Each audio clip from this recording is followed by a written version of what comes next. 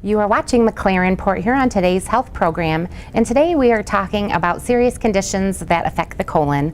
And in this segment, we're going to be talking about diverticulitis with board-certified general surgeon Dr. Karen McFarlane. Hi. Yep. So now let's go on to diverticulitis. What exactly is that condition? Well, diverticulitis, let's look to a diagram, shall we? Sure. Diverticulitis is actually what we call inflammation of pockets of the colon.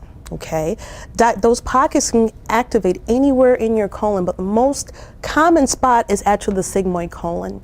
That sigmoid colon usually correlates to what we call left lower quadrant abdominal pain. So, so diverticulosis is the forming of the pockets, right? Yes. So that's not a serious condition, because I think there's some people aren't sure. They use the terms maybe interchangeably. Actually, they do. The itis, just remember, you don't want the itis. The itis is the actual inflammation of those pockets. And it is such a common condition that usually starting around, by the age of, let's say, 10% of people tend to have diverticulosis, which is pockets. As time progresses, by the time they're 60, more than 50% of people have these pockets. So so when those pockets become inflamed, then we're diverticulitis, then we get the itis, right? Then we have the diverticulitis. And then what would those symptoms be? Those symptoms includes usually what we call there's a change in your bowel habits. So if you usually have a normal bowel movement, which is a nice form stool the day before, then you get this constipation. Usually it accompanies what we call left lower abdominal pain. It's crampy. Some people say, hey, it's just right below my belly, and then they can have bouts of diarrhea. When it gets really bad, it's starting to have fevers. And the pain is so severe that you cannot actually do anything more. Usually you're seeking medical attention with your doctor or going to the emergency room. And then how would that be treated? So ideally we start with antibiotics. That is the absolute baseline. The other form includes changing your diet. If it's really severe, we actually have you not eat for a while, maybe about a day at most, but you start with liquids. So we call low residue diet, which is usually water, broth, tea, just staying hydrated until the inflammation of the colon resolves. And if someone is in an acute phase of diverticulitis and maybe they don't want to seek treatment, are there risks for them? There are risks if they progress. Again, the antibiotics is extremely important. So if you know you have diverticulosis or traveling abroad, which you commonly see, we try to give them a handy bag of antibiotics because it's the progression of the disease without treatment. Because without it, you can rupture your colon. You can develop an obstruction. Okay. You can also develop what we call abscess within the body, which will definitely require surgical intervention. So does everyone that has the pockets, the diverticulosis, are they at risk for developing diverticulitis or not always? They're at risk, but it really depends on your lifestyle. Okay. Yes, we live in the good old USA, and our diet is actually putting us into trouble. We take the least amount of fiber. All right, and fiber is extremely important for your colon to function. Yeah. So I've heard of nuts too. People that have diverticulosis, they tend to avoid nuts. Quite honestly, that's not always 100%. We find scientifically that having people avoid the nuts doesn't necessarily prevent them from having diverticulitis. What really does matter is making sure you avoid constipation, and this is why.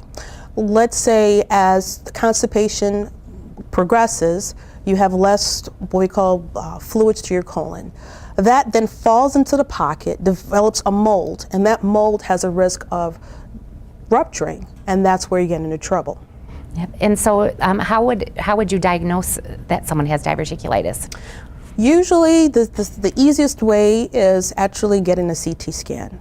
That is the least risk for you. We find out that not only you have the diverticulosis, but which portion of your colon has the actual infection or inflammation.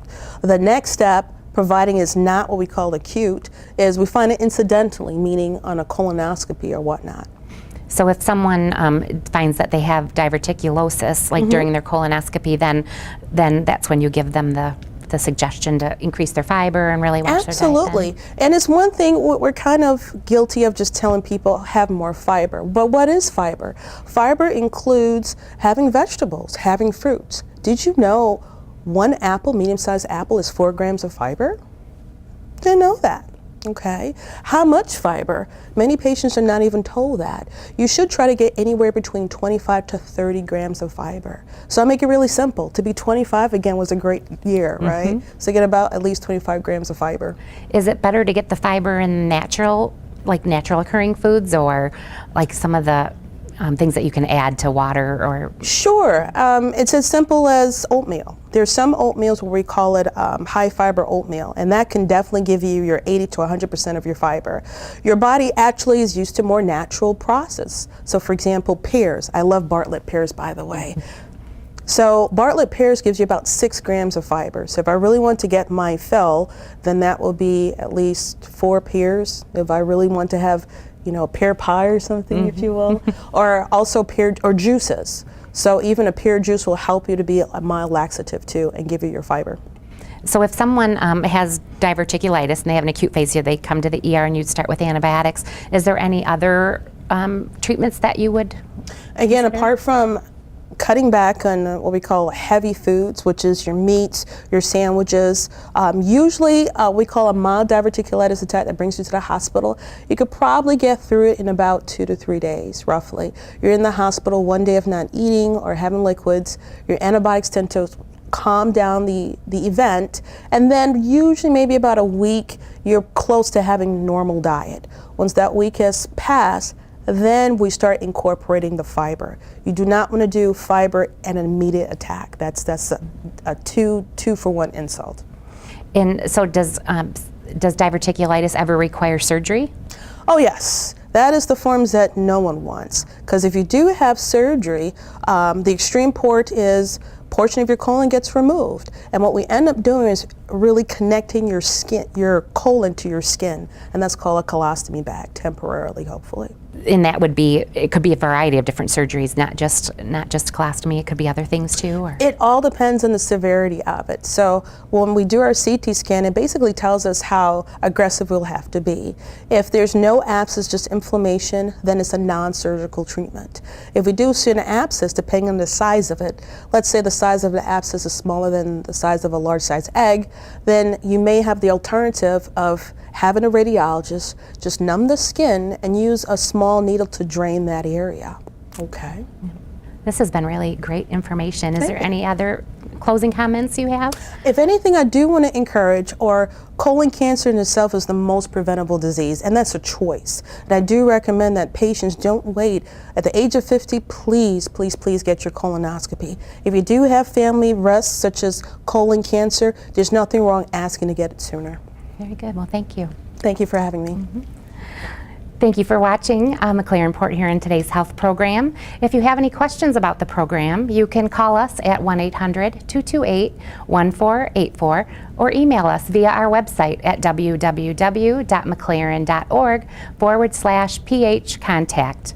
You can order a free copy of the program or access reliable health information through our website at www.mclaren.org/PHTH.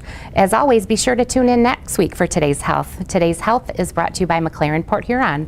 McLaren Port Huron, doing what's best.